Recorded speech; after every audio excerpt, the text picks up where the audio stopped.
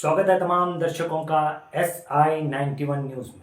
मैं आपका मेजबान आबिद हुसैन इनामदार।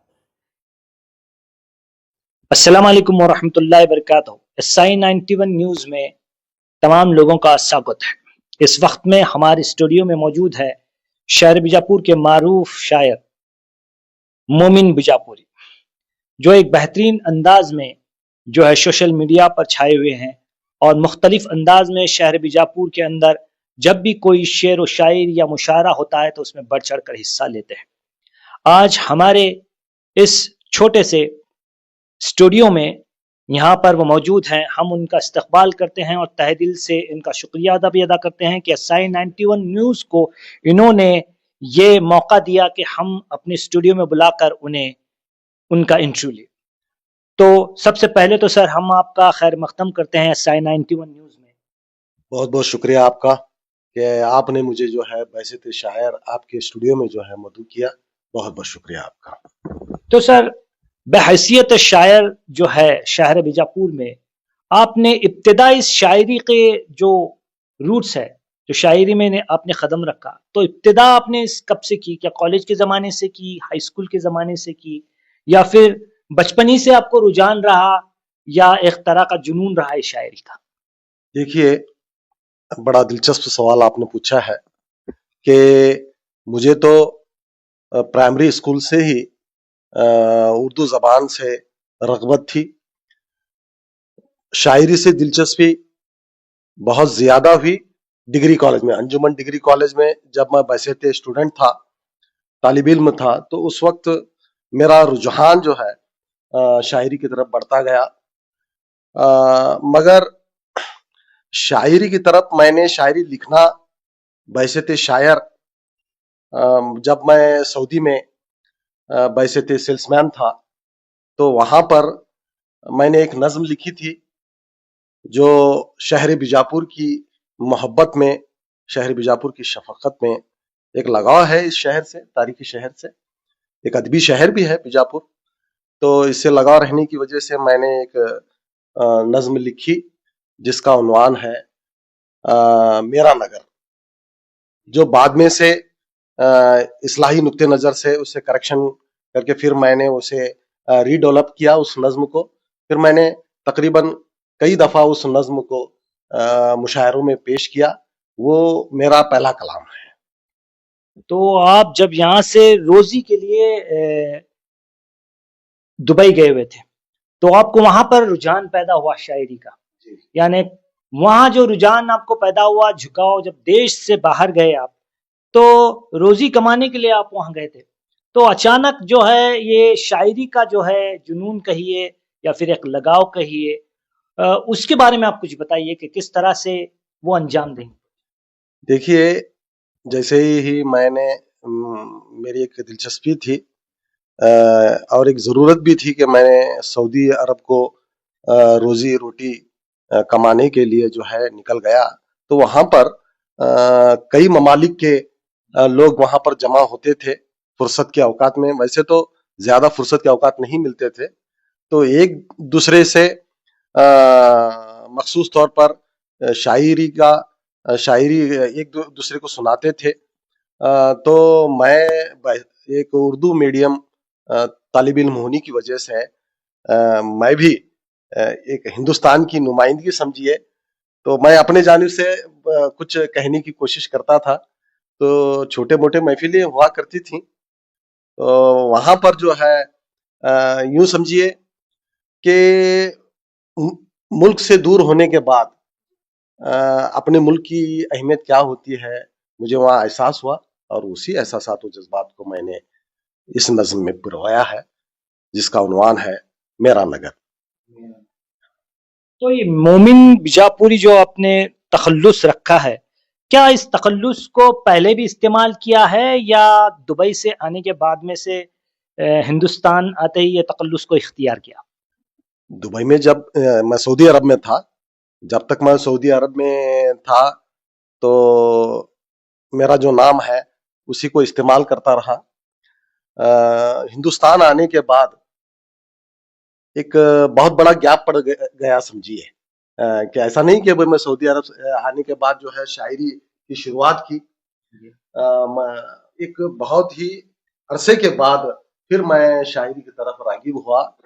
تو میں خود اسے ڈیسیجن لے لیا کہ ایک شاعری کا پوئٹک نیم ہو. تو تخلص میں نے انتخاب کیا. تو مجھے مناسب لگا کہ میرا جو خاندانی نام ہے مومن اسے ہی تخلص رکھ دیا جائے. اور بیجاپوری اس کے ساتھ جوڑ دیا میں نے, کیونکہ شہر بیجاپور سے ایک چاہت ہے, ایک لگاؤ ہے, ایک نسبت ہے. اس وجہ سے میں نے بیجاپوری اس نسبت کو جوڑ دیا. تو مومن بیجاپوری کے نام سے یہ خاکسار جانا جانے لگا. تو اکثر آپ جو ہے اپنے نغمے, گیت یا غزل جو ہے بہترین ترنم میں گنگناتے ہیں. تو یہ جو ترنم کا اصل جو مفہوم ہے اردو میں, کیا آپ بتا سکتے ہیں کہ ترنم کا جو اصل مفہوم ہے وہ کس طرح سے اردو میں آیا یا اس کا مفہوم کیا ہے؟ دیکھیے, کھلی بات ہے کہ جو غزل ہے یا کوئی نظم لکھتے ہیں ہم, مخصوص طور پر غزل کو جو شرائط اور قواعد بہر و وزن میں جو پیش کیا جاتا ہے, میں سمجھتا ہوں, میں نے جہاں تک جو ہے مطالعہ کیا ہے کہ اگر ہمارا کلام بہر اور وزن میں ہو تو پوری اچھی طرح سے جو ہے مکمل طور پر ہم ترنم میں پیش کر سکتے ہیں. اور ترنم میں پیش کرتے ہوئے کوئی کلام اگر ہم لکھتے ہیں تو اسے وزن اور بحر میں ڈھالنے کے لیے بہت آسانی ہو جاتی ہے. تو میں نے یہ سوچا کہ ہو سکتا ہے اس زمانے میں جو بحر کا جو بحر کی روایت چلی یا تو بحر کے قواعد بنے, تو ترنم میں پیش کرنے کے لیے اس وقت جو شعراء ہیں تو وزن کا ایجاد کیا انہوں نے, پھر بحر کا ایجاد کیا. تو اس وقت پرانے جتنے بھی جو ہے قدیم آپ کلام سنیں گے تو مکمل طور پر آج بھی جو بھی کلام ہوتے ہیں جو بحر اور وزن میں ہوتے ہیں مکمل طور پر ترنم میں بیٹھ جاتے ہیں. ترنم سے ہم پیش کر سکتے ہیں. ذرا بھی ایک حرف بھی اگر وزن میں نہ ہو تو آپ غزل ترنم میں پیش نہیں کر سکتے. پتہ چل جاتا ہے, خود کو پتہ چل جاتا ہے, لوگوں کو بھی پتہ چل جاتا ہے. یہ ترنم کی اہمیت ہے.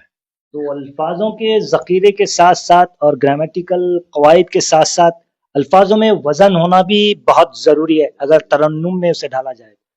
شاعری کے دیکھیے محترم, میں تو خاکسار ہوں, استادوں سے میں نے بہت سی چیزیں سیکھی ہیں.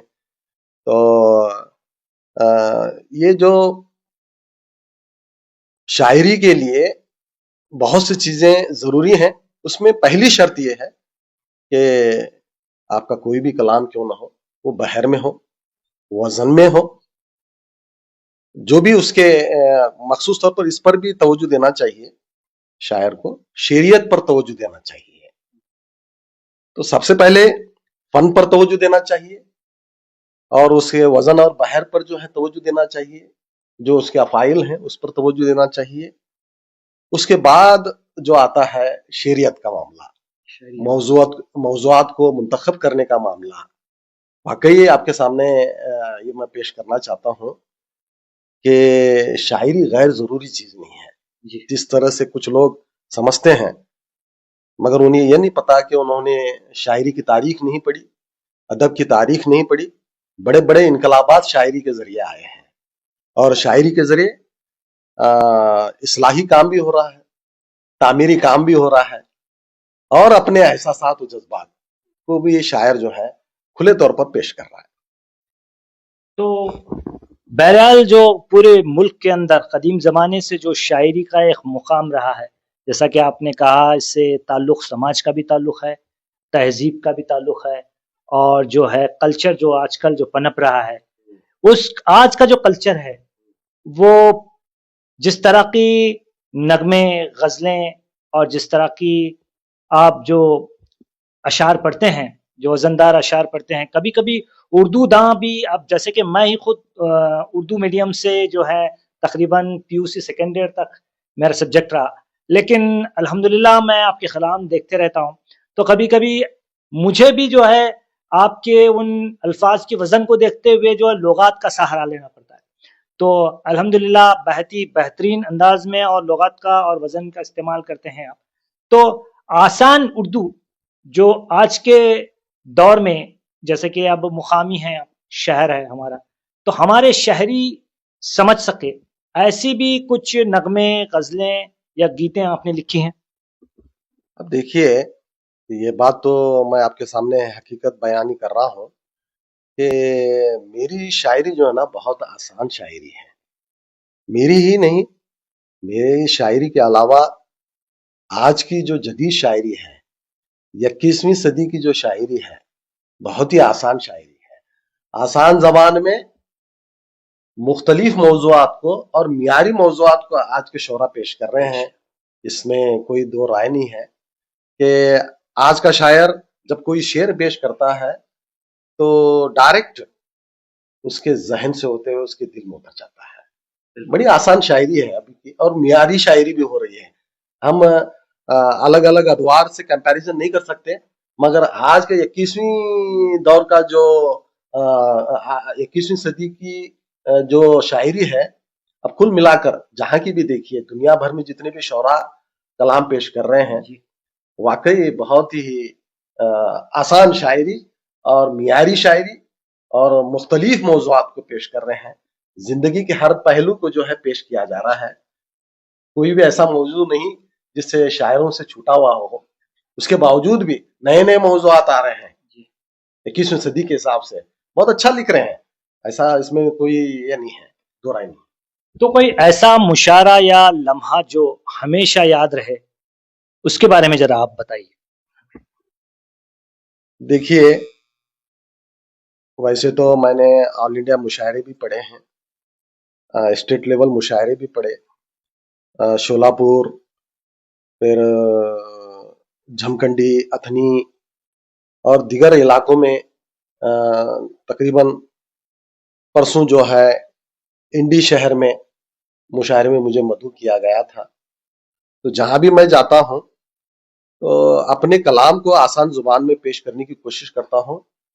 اور ایک لوگ مجھ سے یہ چاہتے ہیں کہ مومن بیجاپوری صاحب آپ جو ہے ترنم میں ہی کلام پیش کیجیے. تو ایک میرا پہلا جو کلام تھا جو میرا نگر میں آپ کے سامنے بتایا تھا، جو بیجاپور کی شان میں جو پیش کیا تھا.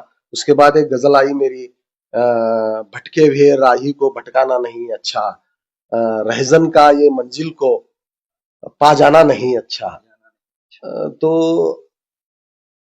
جہاں جہاں بھی میں نے اپنی غزلیں پڑھی ہیں ترنم میں ہی پڑھی ہیں. تو اس لحاظ سے لوگ مجھے چاہتے ہیں کہ بھائی مترنم شاعر کی حیثیت سے مجھے جانتے ہیں لوگ اس خاکسار کو.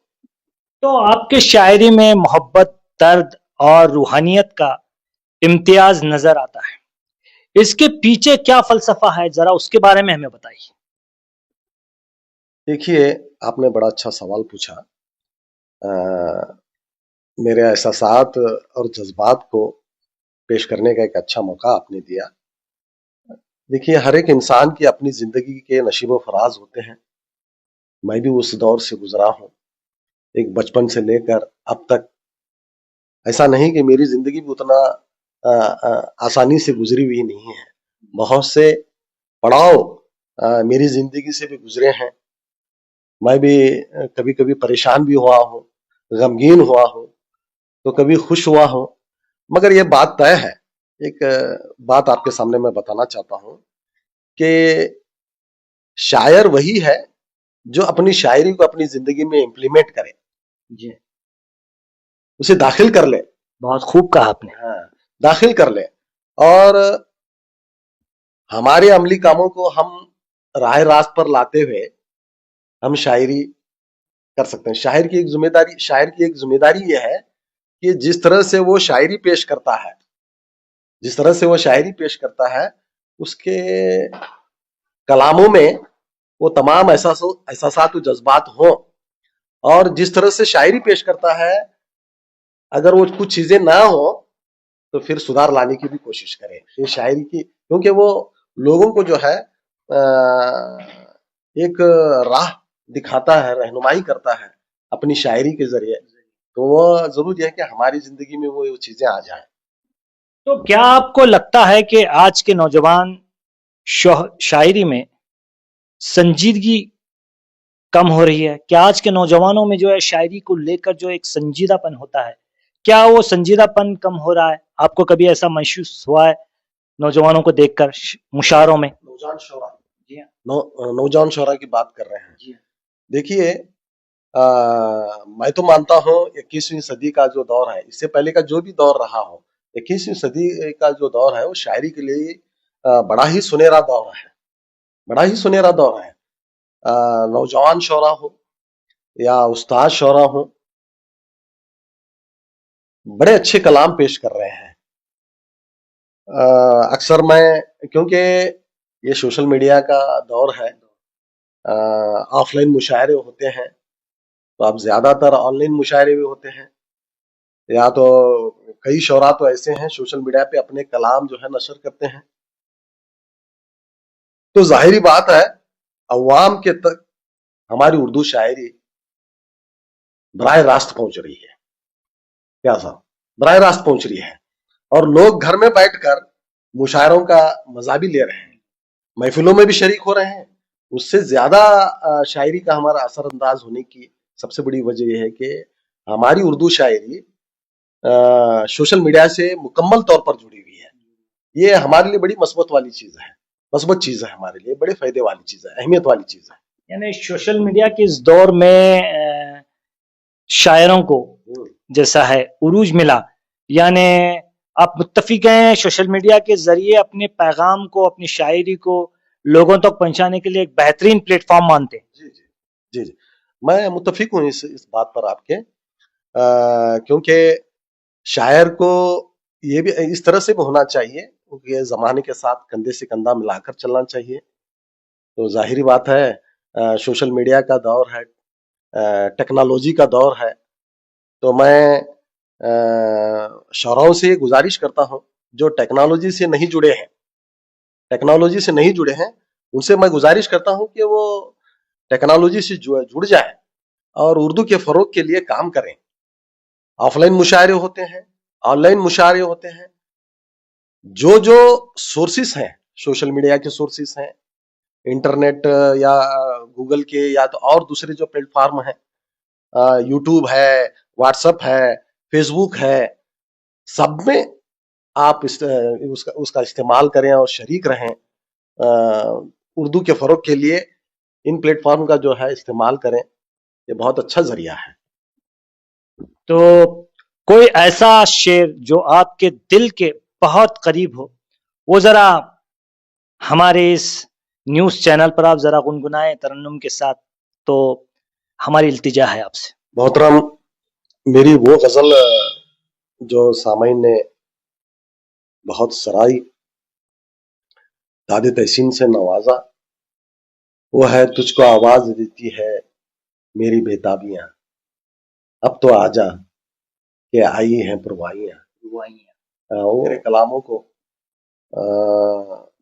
سامعین نے, ناظرین نے اس خاکسار کو سراہا ہے, مگر ایک جو میری غزل ہے وہ میرے بہت ہی دل کے قریب ہے. میں نے بڑے ہی اپنے احساسات و جذبات کو مخلصانہ طور پر اس کو پرویا ہے. اسے ایک شعر کو میں, اس غزل کے ایک شعر کو ترنم کے ساتھ آپ کے سامنے پیش کروں گا. تجھ کو آواز دیتی ہے بےتابیاں,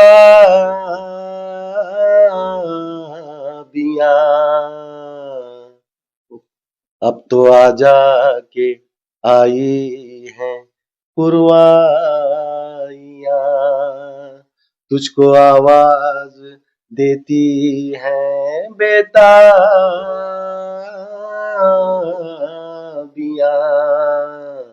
اب تو آجا کے آئی ہیں پروائیاں. اس غزل کا ایک شعر آپ کے سامنے پیش کیا. مکمل غزل آپ ناظرین سے میں گزارش کرتا ہوں کہ اس مکمل غزل کو اگر آپ کو سماعت فرمانا ہے تو میرا یوٹیوب چینل ہے مومن بیجاپوری کے نام سے، وہاں پر آپ میرے ان غزلوں کو، میرے بہت زیادہ سے زیادہ غزلیں میرے یوٹیوب چینل پر آپ کو دستیاب ہوں گی، آپ سن سکتے ہیں. تو اگر کوئی پوری ان کے جو ہے گیت، غزلیں، نغمے سماعت فرمانا چاہتا ہے تو مومن بیجاپوری جو ان کا ایک خود کا یوٹیوب چینل ہے اس پر جا کر سماعت فرما سکتے ہیں سامعین. تو نوجوان شہرا کے لیے آپ کیا پیغام دینا چاہتے ہیں سر؟ بڑی ذمہ داری آپ نے سونپی ہے. میرا پیغام یہ ہے نوجوان شعراء کو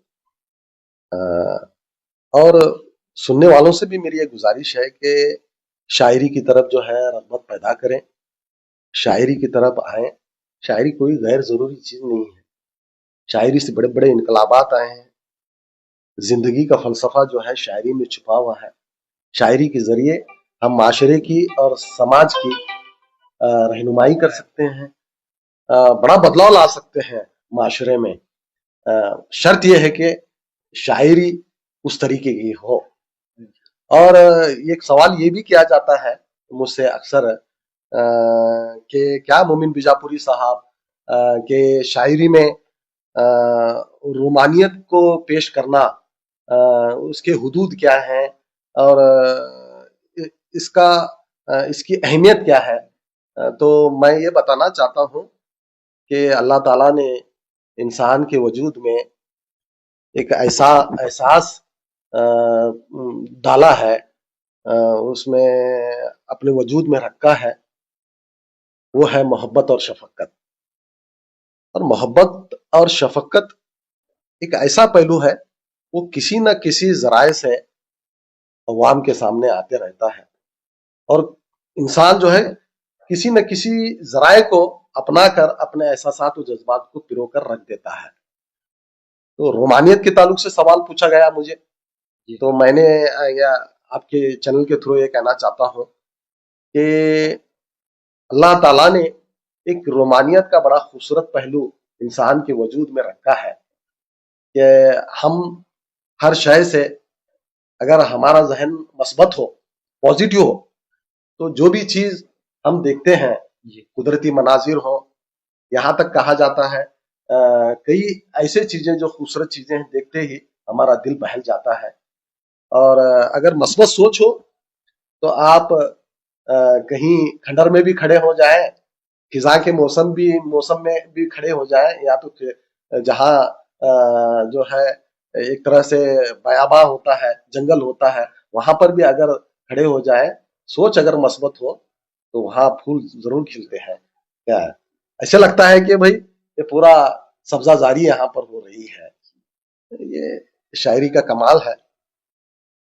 آپ کے سامنے اگر کیونکہ بہت زیادہ تفصیل سے میں بیان نہیں کر سکتا، کیونکہ شاعری کے تعلق سے بہت سے نکات میرے SI 91 نیوز کے جو سامعین ہیں، ہمارے جو ناظرین جو ہمارے چینل دیکھا کرتے ہیں، کوئی خاص ایک شعر جو ان کے لیے کیا پیغام دینا چاہیں گے آپ شاعری کے ذریعے تمام ہمارے ناظرین اور سامعین اکرام کو؟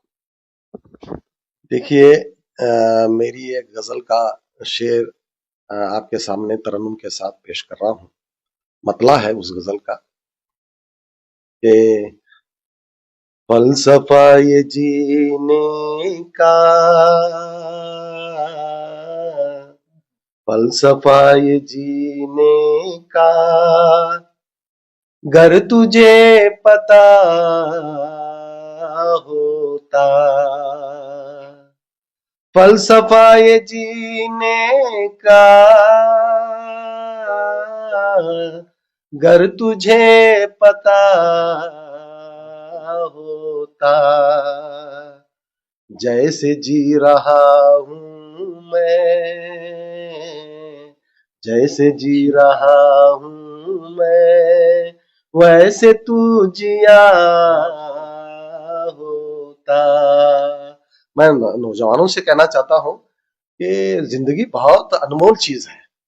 جو بھی نشیب و فراز زندگی میں آتے ہیں اسے فیس کرتے ہوئے، اسے جھیلتے ہوئے، اس کا مقابلہ کرتے ہوئے، زندگی ایک معشوق کی طرح ہے، ہم اس کے عاشق ہیں، اور معشوق سے محبت نہ ہو، زندگی سے محبت نہ ہو، ایسا ہو ہی نہیں سکتا۔ حالانکہ یہ کہا جاتا ہے کہ زندگی بے وفا ہے، گیتوں میں بھی اس بات کا ذکر ہوتا ہے، اس کے باوجود بھی اس بے وفا سے محبت کرنا ضروری ہے۔ یہ ایک زندگی کا فلسفہ ہے۔ شاعری میں ایسے بہت سے زندگی کے تعلق سے فلسفے بتائے گئے ہیں شاعری کے ذریعے۔ تو یہ تھے ہمارے ساتھ مومن بیجاپوری۔ بہت بہت شکریہ مومن بیجاپوری صاحب، آپ کی گفتگو ہمارے اور ہمارے سامعین کے دل میں اتر گئی۔ آپ نے بہت ہی قیمتی وقت دے کر ہمیں ایک تحفہ دیا SI91 نیوز کو، کہ ہمارے اسٹوڈیو میں آ کر آپ نے زحمت کیا، اور ہمارے لیے باعث فخر ہے کہ ہم آپ کا یہاں ایک انٹرویو خاص مخصوص ایک پروگرام لے رہے ہیں۔ SI91 نیوز کی طرف سے ہم آپ کا شکریہ ادا کرتے ہیں، اور اللہ سے دعا کرتے ہیں کہ آپ کے کلام میں اسی طرح کا وزن، آپ کی ترنم میں اور برکت دے، اور اردو جو لینگویج ہے اس ملک کی اسی طرح پھیلتی پھولتی رہے۔ تو ہمارا چینل SI91 نیوز دیکھتے رہیے، اسی طرح کے پروگرام ہم آپ کے سامنے لاتے رہیں گے، کبھی شاعروں کو، کبھی دانشمندوں کو، کبھی سائنٹسٹ کو۔ جس لمحہ فکر زندگی میں ہم نے گزار رکھے ہیں اسی کو یاد کرنا بہتر ہے۔ کبھی یہ نہ بھولے اے دوستو کہ عبادت بھی کرنا ضروری ہے۔ ہمارے ہر دل عزیز بیجاپور مومن صاحب نے بہت بہترین بات کی کہ زندگی تو بے وفا ہے، لیکن ہمیں زندگی سے بے وفائی نہیں کرنی ہے، وفا کرنا بہت ضروری ہے۔ اور ساتھ میں ساتھ ہم یہ بھی پیغام دیتے ہیں پورے ملک میں کہ جس طرح سے فضا چلی ہوئی ہے، امن و امان کی اور محبت کی فضا کو بنائے رکھے۔ خدا حافظ، جے ہند۔